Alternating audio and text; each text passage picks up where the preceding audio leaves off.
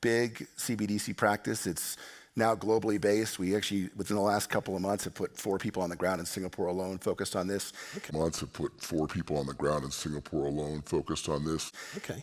It's an important effort. It's an important suite of products. I think I really, related to this point exactly, is I think as an industry, we got to be careful about chasing every single new shiny thing. It tends to dilute business models.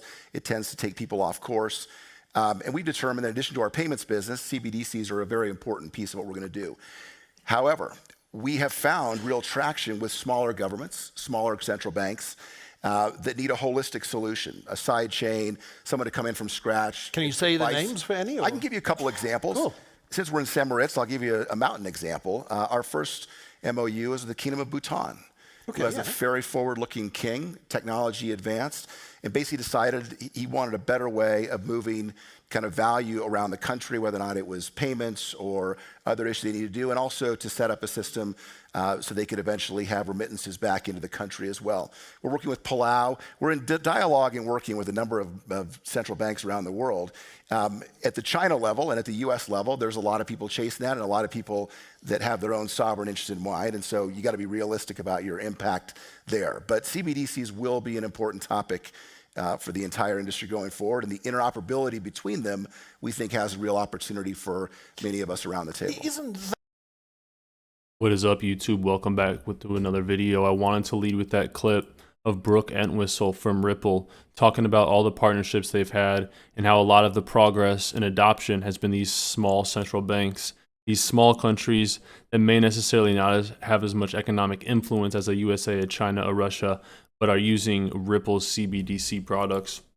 As always, guys, we give away $10 in XRP on this channel every day. To enter the giveaway, like the video, subscribe, notifications on, and comment anything in the YouTube comments below. The winner is announced in the video description. I want to talk about the main focus of this video, which is an article that was put in Forbes yesterday by a woman named Rosalind Layton. Then it was shortly deleted, and it compares Ethereum and Ripple and the SEC's hypocrisy. I have that article recovered. And I also have some great information from Ray Dalio, legendary investor, entrepreneur, really does it all, has some great books as well. Let's hop right into it though. Also, I have a Twitter community. So if you guys don't know what these are, it's basically a spot where you can just tweet directly to the community. And I want to include some of y'all's thoughts in future videos. So if you find something interesting about XRP or just interesting in general, tweet it in the crypto community. The link's in the video description below. Gary Gensler came out with this yesterday. He says, we, the SEC Gov, just proposed to expand and enhance the role of qualified custodians when registered investment advisors. 3-minute long video, so if you guys are interested in watching that all, I'm not going to bore you with that, but you can find that on Gary Gensler's Twitter. And this is from Digital Asset Investors. So what I was saying, Rosalind Layton had a Forbes article exposing the SEC's preferential treatment of Ethereum over Ripple, and then it gets taken down. Let's break this all down. She starts with, regulators aren't supposed to choose the market winners and losers. Yet it's hard to ignore how security laws are applied differently to the Ethereum Foundation compared to companies like Ripple. As the SEC case against Ripple winds down after more than 2 years of public scrutiny, a judge in the Southern District of New York contemplates whether judges will unseal the Hinman speech documents. These are crucial for Ripple. The documents refer to a 2018 speech by the then SEC Director of Corporate Finance, William Hinman, which, absent explicit regulatory guidance, constitutes the best public instruction for crypto stakeholders to avoid enforcement action. The speech seems inscrutable. It declared one asset, Ethereum's native token, Ether, is outside securities laws. Why did just that one crypto asset get the pass? Subsequently, the SEC launched the case against a similar project to Ethereum, Ripple seeking billions in penalties for a virtual identical offering. Ripple and Ethereum had very similar ICOs. A conflict of interest explanation suggests that Hinman had a financial stake in an entity promoting Ether over competing coins like XRP. We now know this to be true. Separately, the government watchdog organization Empower Oversight sued the SEC to obtain materials that show Hinman received millions of dollars in retirement payments from his former law firm Simpson, Thacher, and Bartlett. And Simpson, Thacher, and Bartlett joined an alliance devoted to the exclusive promotion of Ethereum. So you guys are starting to probably get the picture. This is all connected, and there's a very, very big conflict of interest with William Hinman, Simpson, Thatcher, Bartlett, and him making comments on Ethereum and XRP. In any event, unsealing the speech documents could clarify whether Ethereum's proponents influenced Hinman's speech, while Hinman himself starts the speech by saying that it only reflects his view, not the SEC's. The unsealing could show whether SEC officials had a view on the matter. Right? A lot of times in emails, people will get very informal, and there could be a wide range of information that come out in these SEC Hinman emails. Typically, such speeches are approved by agency counsel before going public. Such findings could strengthen the defense's claim that the SEC failed to provide fair notice.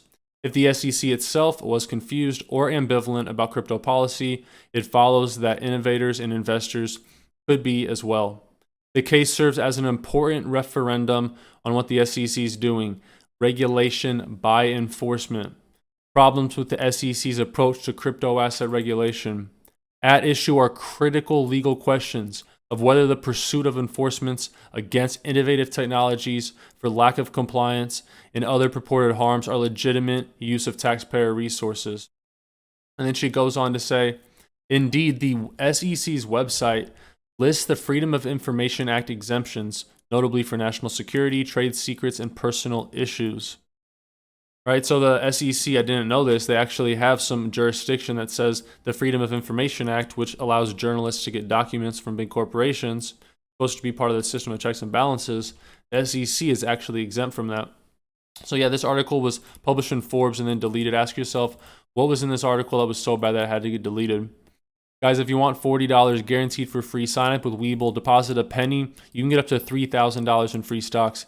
Now, typically, you'll just get $40 to $300, but it's a great offer just for signing up, depositing a penny, and getting $40 in minimum guaranteed stock value. Sell your stocks, close your account, withdraw, do whatever you want, but don't miss out on this great offer. It does end soon. Links in the video description below.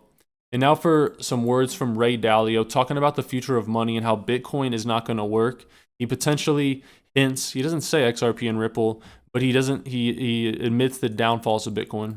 It's been, quite amazing that for 12 years it's accomplished this, but I think it has no relation to anything. Okay, in other words, it moves, it has no relation. It's a tiny thing that gets a disproportionate attention. The value of Bitcoin is less than a third of the value of Microsoft stock. You could go into industries, biotech and many other industries are more interesting than Bitcoin. It's not going to be an effective money. It's not an effective storeholder wealth. It's not an effective medium of exchange.